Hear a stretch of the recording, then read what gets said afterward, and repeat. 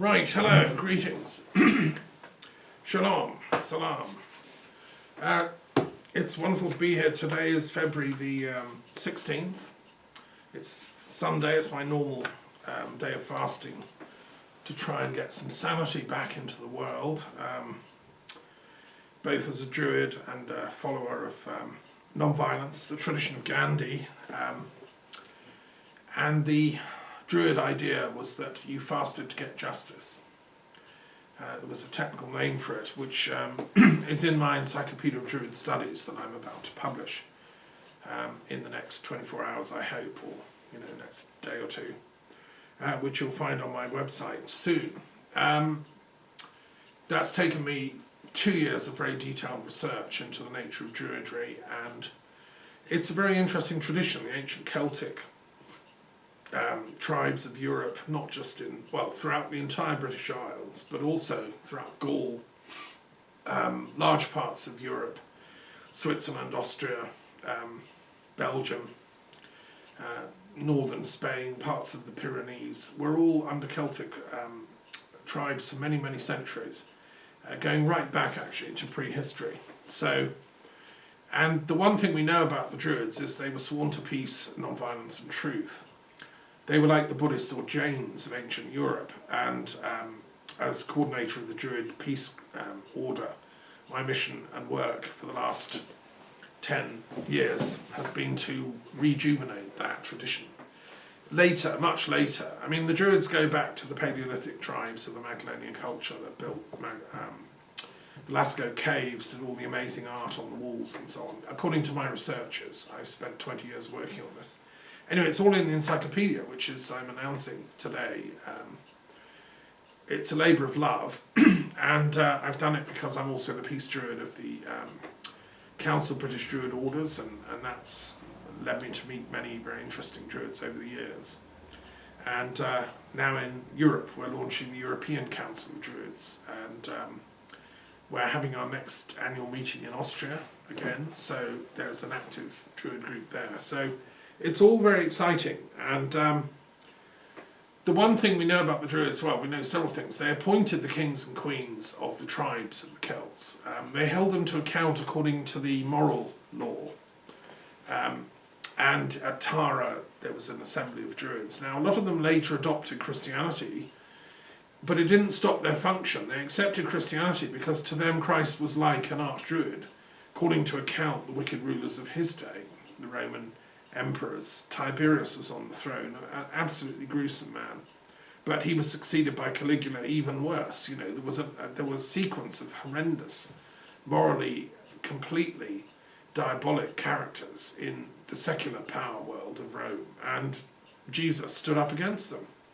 Now his penalty was to be crucified, which is the penalty of anyone that speaks out against evil and injustice when the powers of wickedness hold sway. But in his resurrection, in his triumph, Christians believe that it was a supernatural sign that actually God won't be mocked. You can't, destroy the prophets and get away with it. And that's what Muhammad later said in that was the challenge that we call the Quran, which I'm doing a commentary. So I'm trying to explain the joined upness of the different spiritual, moral teachings of the world. This is the point of my periodic table of the world's religious and philosophical traditions. Many of my students over the years have seen this table, and it's on a website, educationaid.net. For a few pennies you can subscribe to it, and then you can gain access to all the information on it, which is also contained in a book that I published separately, this thing, which contains the information that is also on the website. So in either form, you can have it as a book, you can access it on the website, and you can also get the poster. And this is revolutionary. It's a tool. It's the first time anyone's thought of it. It's the Mendeleev table of the elements applied to philosophy and religion. And as head of religious studies in various schools in the UK, I was constantly being bombarded by bright kids saying, your subject sucks, it's meaningless, I don't believe in God, I want to be a physicist, I want to be a chemist, I want to be a real knowledge person. Philosophy and religion are meaningless, they'd have no value. And that's an arrogant attitude that is quite common in British, certain tribes in Britain. not everyone. The brighter kids know. And I would say the more moral kids that realise morality and ethics is actually part of education. But unfortunately, the BBC and the media and the press and all that have created this idea that actually life is about power, wealth, sex, fame, and nothing to do with morality. We've completely lost an understanding that ethics has got anything to do with life. The politicians that we have now, this crop in Parliament, the majority of them, these so-called, well, they're pseudo-conservatives. They're not conserving anything. They're destroying everything. People like Dominic Cummings pulling the strings behind the scenes. They're amoral. They literally don't believe in any kind of morality apart from their own personal power and self-advancement. Well, history's full of these kind of types. They come and go, and they normally end very badly. They go as far as they can with their unchecked totalitarian tendencies to take and seize and hold power, and they end up as Hitlers or Stalins. History eventually rallies around and defeats them, but morality is about the science of the difference between the is and the ought. What should we be doing in this crisis that the country is facing? Well, this is, I think, a crisis for the Constitution, because it never occurred to us that the British Constitution, as it's set up, could be so vulnerable to immorality and people with amoral consciousness seizing power. They've done it on the back of this Brexit referendum, which was illegal and immoral, and all the evidence that's come out is pretty clear about that. And I'll be running through some of it yet again. So that was the kind of the moment at which as it were, the coronavirus entered the bloodstream of the British people. And it was, so deviously done that it polarised British society into two camps. You're for staying in the EU, you're against it. And that's become an absolute, like a mental civil war, mental fight. But much more subtly, what actually is going on behind the scenes, behind those, that presenting oppositional polarisation, is something else, which is you're either with those people that say morality has nothing to do with politics, and that immorality and amorality is fine, and that lying is fine, and that cheating is fine. Because if we let that 2016 referendum, and the Brexit process unchecked, and to run away, and Boris Johnson and his hard Brexit team, this cabinet he's appointed of toadies, if they win and inflict this incalculable damage on the UK, including its termination, then what's actually behind that is the idea that politics is amoral. They won because they cheated and lied, but so what? You can't stop us. And they're gradually going to take over all the institutions that were bastions of old conscience, if you want. The BBC, I see, is the latest one that may well be culled. They're going to take away the licence fee. I have serious problems at the way the BBC has operated ever since 2016, and I've asked under freedom of information legislation who directs policy in the BBC to support Brexit, and never asked the right critical questions about it. And I was denied any proper answer. So I think the BBC was actually penetrated and taken over by some very, very dark forces who've been engineering its uselessness in the face of this attack. And the BBC, it will pay the penalty of its self-destruction. You see, if you don't, the original BBC was created as an instrument of virtue. The idea was British society was robust in standing up for a world of fair play, justice, truth, honour and integrity. And so that was the myth that we were sold. That was what I was brought up with. At Brighton College we were taught, the first duty of a gentleman is to tell the truth, to be virtuous, to not harm those that are suffering, to not harm those that are down, you help them up. And what seems to have happened is an utter corrosion of those values.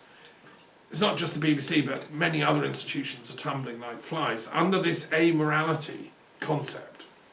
which spreads through social media, and a lot of it is deliberately spread. And so when I wrote to the Queen and warned her about this, as the Archdruid of Britain's Peace Druids, I said, look, this is a serious challenge, Your Majesty. Her response was, reading between the lines of her correspondence, well, I can't do anything because I just have to do what the majority in Parliament says. Hang on, Your Majesty, you're the Queen of the country. You've taken an oath to defend it. You have a moral and religious and legal duty. You're head of the Church of, the Anglican Communion worldwide, including the British Isles. And you're saying you have no sense of moral duty apart from following what the majority in Parliament says?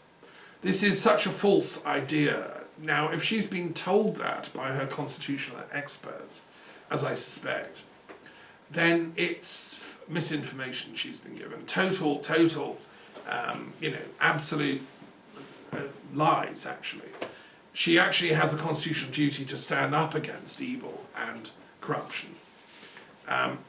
So, whereas we've now got to this place, and I would say that's one of the causes of where we've got to, which is we don't have a robust enough constitutional check in place for what happens if someone seizes power of, say, a political party, as has happened under the Tory party, or, the media, as has happened with the seizure of the Times, the Daily Telegraph, the Mail, and all these other papers by right-wing opportunists who have not the best interests of the United Kingdom at their heart.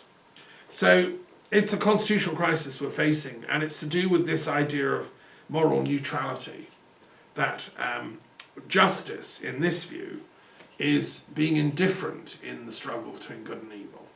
Now, I've met people that try and justify that position even by invoking cosmic interference. They say they're intelligence agents for cosmic forces that are coming to Earth from other galaxies and taking over the planet, and they're neutral on relation to these petty wars like between Brexit and Brunei, or between whatever factions in the Middle East. That's the kind of neutrality that is very dangerous, in my opinion. It leads to immorality and amorality. I don't think one should be neutral when confronted by catastrophe on this plane and this planet. We should be active, helping the victims, and we should make a moral judgment as to what is actually, in the best interest and the long-term happiness of the people, and then, as much as possible, intervene. Not through violence, not through force, but simply through logic, reason, arguments, persuasion, poetry, music, and beauty, So this idea of moral neutrality seems to have been adopted by the Queen, that I'm neutral when it comes to these struggles, I'm just the Queen. Well, that means there's no point even having a human being. We might as well have a robot there with a crown on it that just, mouths mumbo jumbo at you and dresses in constitutional regalia. I mean, no, we don't. We have a real beating heart human being who seems to have been miseducated and misadvised at a very, very profound level by people telling her that ethics is not in her domain. Well, of course it is, and it's certainly in the domain of the Druids, and since time immemorial, our duty is to point out to monarchs and other leaders, presidents, whatever, war chiefs, etc., where the moral duty lies in any given situation. So that's why I'm speaking out, and I think it's a moral crisis that's affected the UK, and I've warned that it's in danger of breaking up over this. I want to move on to another point, which I've come across in the last week since we last spoke, and which I found very shocking and very revealing, but not completely unexpected. And this was an interview by James O'Brien, who's a very good radio presenter for LBC in London, a city I know and love well, and lived in for many years, and where my degrees come from, the University of London. I taught there for many years. And my Institute of Peace Studies was founded at the University of London, so that's my city, right? So this guy, James O'Brien, has been doing amazing interviews with all the kind of people involved in the Brexit debates, and he's been interviewing Leavers, interviewing Remainers, trying to get, some truth and clarity on the matter. And he made an interview, which I didn't see, but it was at the time of the election we just had in December, of three very important people. And it's about the suppression of the Russian intelligence report by the Parliamentary Committee on Intelligence and Security Affairs, which had spent a lot of money producing this report, interviewing everyone. It was very important stuff. And then the Boris Johnson government of the day sat on it, suppressed it, and still has. It's not been published.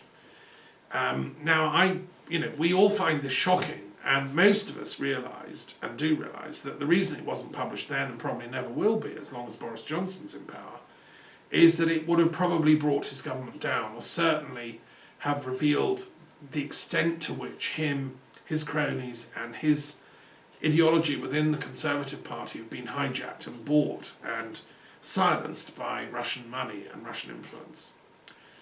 So that's shocking, If you're at all concerned about the security and well-being of the UK and our survival as a nation, but more importantly our survival as people of integrity, what this is about is not nations come and go. I know that as a historian. What matters is your soul, which is your integrity as a human being and as a collective assemblage of human beings, which is what a nation's for, right?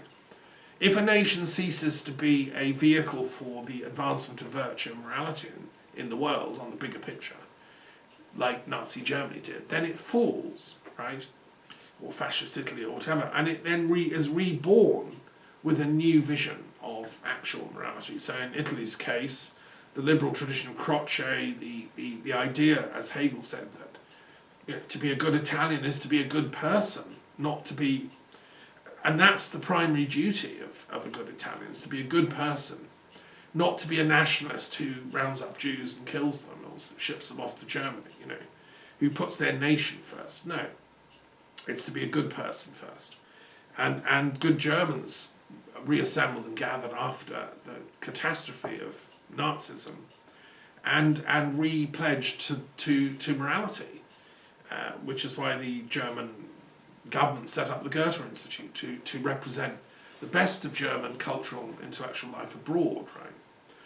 And that tradition is continuing. So, anyway, this interview James O'Brien has been conducting, which is available, you can see it on my Facebook page, is an interview with three very important people about why the government is suppressing the Russian report.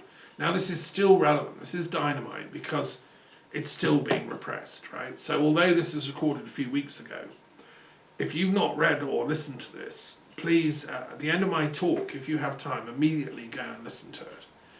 You'll find it on the links on my Facebook page, and you'll find it on the LBC page, I'm sure, and just a bit of Googling. So the three people interviewed are a chap called Bill Browder, who's a naturalised British subject. He was an American. I think he has some Canadian links as well.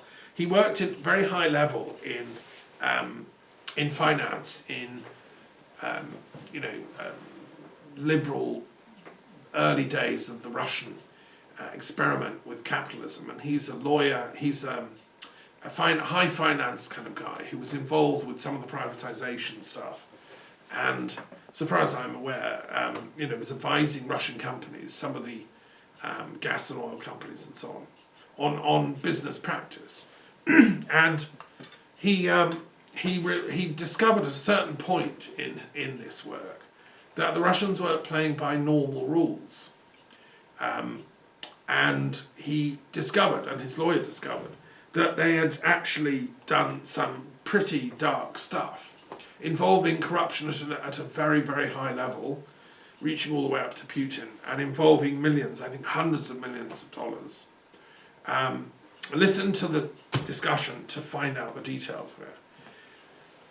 So that was bad enough, but then what happened was that his lawyer, I think he was Russian, was then arrested in the dead of night, stolen away by Putin's security officers. And don't forget, Putin was an agent in the old KGB and knows how to run these kind of things. So they arrested him because he had lots of incriminating evidence. And then they tortured him in prison to find out exactly what they knew. And, I think he died, or certainly was in prison, but I think he died. And this poor chap, Bill Browder, having worked, and sat at the table with these people, realised actually they're pretty horrific, these guys. They don't play by normal rules, they don't play cricket. And he realised with horror, and he's been basically on the run from them ever since. I think it's amazing that he's still alive, because the operational rules of the Putin mob seem to be like the mafia. They come after you and you're dead. So he's been trying to get governments around the world to wake up to the danger posed not by Russia, not by the Russian people, but by the oligarchs around Putin, who use assassination as an instrument of policy. Now, this is all news to me because I've always given Putin the benefit of the doubt. I have many Russian friends, I've travelled in Russia, have a great love of Russian culture and philosophy and history, and I know a lot about the esoteric history of Russia, about Russian Freemasonry, which was founded by a Scotsman called James Keith in the 1700s, Jacobite. I have a lot of time for Russia. What seems to have happened is that the Putin cabal has gone sour.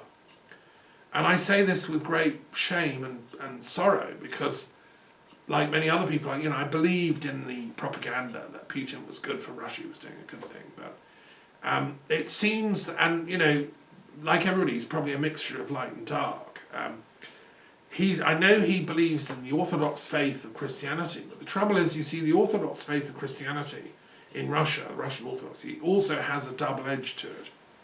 And so Putin to sort of wear Orthodoxy as if that's a badge of moral righteousness doesn't actually hold much light in the light of actual historical studies of Russian culture. Because at various times in its history, the Russian Orthodox Church has been an instrument of serious repression and state terror. If you go back to the reign of Ivan the Terrible, who was an early Tsar and responsible for, augmenting Russia's secular power in huge ways, he also was a Russian Orthodox Christian believer. He organised for torture cells beneath the Kremlin, where people were tortured to death in the most gruesome and horrific ways, like the Inquisition, in order to get them to recant. Because the thinking of the Orthodox Church is that, like the Spanish Inquisition, that is, if you're a sinner and a heretic, and they define heresy as doing anything against the will of the Tsar. So you might be whatever, some old granny who's been out collecting firewood, and if the Tsar has said no firewood collecting, that's it, you're a heretic and can be tortured to death. And the idea was you have to repent before death, and then your soul can go to heaven. If you die in a state of unrepentance, you don't go to heaven. And so Ivan the Terrible and his cronies, who were including Orthodox priests and so on, colluding with the government, then did this mass torture, killing, massacring of anyone that stood up against them. And Ivan justified what he was doing on the basis of Russian Orthodoxy. Now, if there's any whiff that this is the kind of temptation that Putin's going in, I think it's extremely worrying for humanity and for Putinism and for the Russian soul. And if that's what's been happening, if that's how he justifies it in his own mind, then we have a serious problem. We have a psychological delusion going on in the Kremlin. I want to share another thing about Russian Orthodoxy based on my own experience, which also flags up warning signs and means that Bill Browder might be telling the truth here. I wrote, some of you may know, as an interfaith specialist, and because I specialise in world religious interfaith peacemaking, I am an Anglican, but also a Druid and a Sufi and a Kabbalist. I've experienced and explored all these traditions and Buddhism and all the rest of it. So I've come up with this idea of an interfaith peace treaty, that the faiths of the world should sign a pledge not to attack, destroy each other's sacred places or sacred priests and priestesses, should respect one another's temples, and under no circumstances give vent to religious warfare and violence. And and a number of religious leaders and thinkers and activists have signed this peace treaty. It's got its own website. And, I commend it to anyone that's listening. You don't have to be a bishop or an archbishop to sign it. You can just be a normal, ordinary person. And you don't even have to be particularly religious, because the secular traditions are here, the humanist ones. But you do have to have a commitment to peace and to ethical, advancement. Anyway, I discovered there's a chap in the Russian Orthodox community, based just near St. Petersburg, who is head of interfaith affairs for the Russian state, Russian Federation. And he's somebody attached to the Orthodox Cathedral in St. Petersburg. And I wrote to him. I had a Russian volunteer here helping me at the time, so we wrote in Russian a very polite letter to this man, saying, he's a priest, saying, would he like to sign on behalf of the Russian Orthodox Church this wonderful interfaith peace treaty. And the Russian Orthodox Church is one of the blue boxes. This is the Christian denominations. Not only did he refuse to sign, he wrote back a rant, is the only thing I can say, which basically said I was a heretic for even proposing this possibility, and that only the Russian Orthodox the Russian Orthodox Church stands for truth. Not a single other religion has even a glimmer of truth. Only the Russian Orthodox Church does. And not even any of the other Christians. Like, there are loads of Christian boxes. There's all the different types of Christianity: Catholic, Anglican, Protestant, Presbyterian, Quaker, and so on. They've all got their boxes.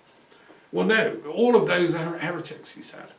And only the one box, which is the Russian Orthodox Church, and not even the other Orthodox churches, by the way. No Syrian Orthodox, no, not Coptic, nothing. Not Armenian, just the Russian Orthodox Church is true.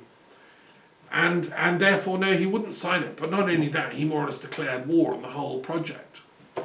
And I was since listening to this talk of the exposing the extent of Putin's crookery, potentially, I suspend judgment here. He's welcome to get in touch, but, if I'm found hanging, I think that's your answer, right? I suddenly realised with horror this kind of thinking that is in the Russian Orthodox circles, that they are the truth and the only truth, might have influenced Putin to think that kind of megalomaniac style, which then in his mind justifies all actions of what we would say are cruelty and violence and irregularity and unlawfulness towards anyone that stands up against him. And it seems not only in Russia, but even externally, if you speak out, you're fair game. Well, that's worrying, right? I think anyone with a sense of commitment to morality and ethics would say that's not right, And we've encountered this before in the Russian soul. We encountered it with Stalin. Stalin had exactly the same thinking. He at one point was going to be a Russian Orthodox priest. He was training and then dropped out and became a Russian Orthodox Bolshevik who stole control of the Communist Party after Lenin had a stroke and couldn't talk. And the Lenin, relatively liberal intellectual Bolsheviks, he managed to get rid of. He kicked Trotsky out, who was at least a clever intellectual. And he instituted this reign of terror in Russia, which I studied at university. That was my degree in University of London, my first degree as a historian. And I then went on to do the history of the Cold War and when the West confronted the horrors of Stalinism, and there was this Cold War raging, which was pretty scary at the time. And gradually we managed to diffuse that one. And when I went to Moscow for the first time in 1990 with Philosophers for Peace, we were having detailed discussions with philosophical intellectuals in Moscow who were themselves longing to get out and away from the old Bolshevik terror rule of Stalin and co., which had cast a long shadow, right? Loads of intellectuals have been killed and taken off to gulags. People like me who spoke out were just killed, And what I'm horrified at, and my old professor at CEAS, Professor Jeffrey Hosking, a great expert on Russian literature and poetry and politics, who was one of my teachers, I'm sure he would be, utterly appalled to think that under Putin, that kind of cruelty has resurfaced.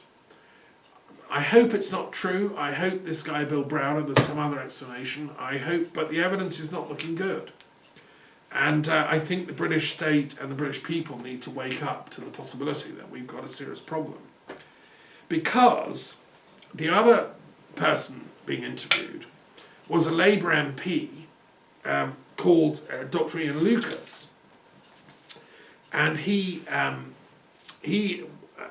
I'm not sure if he's still an MP. He might have got, shifted out by the tragic election catastrophe that happened in December because of the way the whole thing was engineered, the fake news and so on.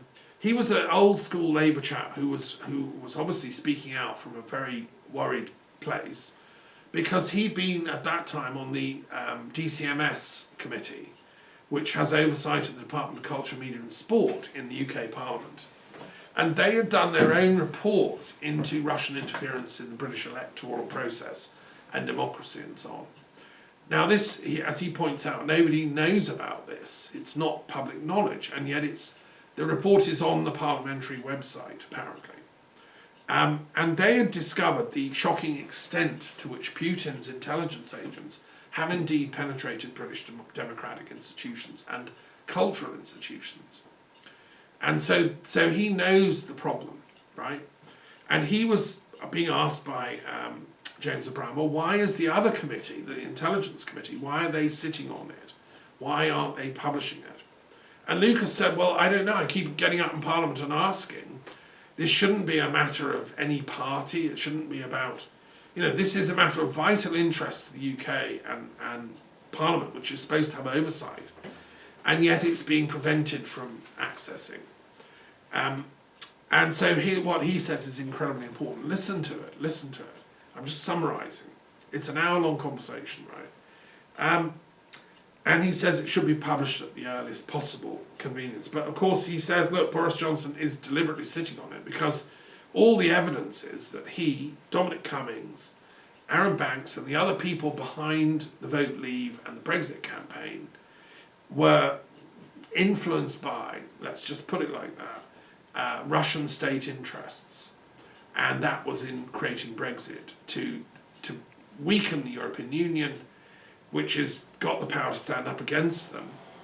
And it has checks and balances in European Union, constitutional arrangements so that it's not so easily to corrupt and take over. And as the UK has turned out to be. So the implication is that there was a huge effort by Russian intelligence to bring about a Brexit result. And that included funding and paying for, through various channels, the Vote Leave campaign. And also doing their own campaign with, fake Facebook posts and all the rest of it. I'm convinced, for instance, when we just had the election, poor old Joe Swinson got so many rude, vituperative, kind of rude, sexist sort of like posts on Facebook. I watch them coming up all the time. I think that's all coming from Russia because one of the things I also should say about Putin and his cronies, the other thing about Russian Orthodoxy is that it hates liberalism. You see, these people believe liberalism is responsible for everything that's wrong with the world. This is where they're coming from mentally. They believe that people like me, liberals, we are the devil incarnate. Jeremy Bentham, Montesquieu, Rousseau. There's a long tradition in Russian intellectual history of arch-conservatism, which was always allied with orthodoxy, which always was hating the Jews because they were liberals on the whole. They hated Freemasons because they were like liberals and believed in democracy and constitutional government. And so every now and then the Tsar and the Orthodox Church would get together and crack down on these liberals.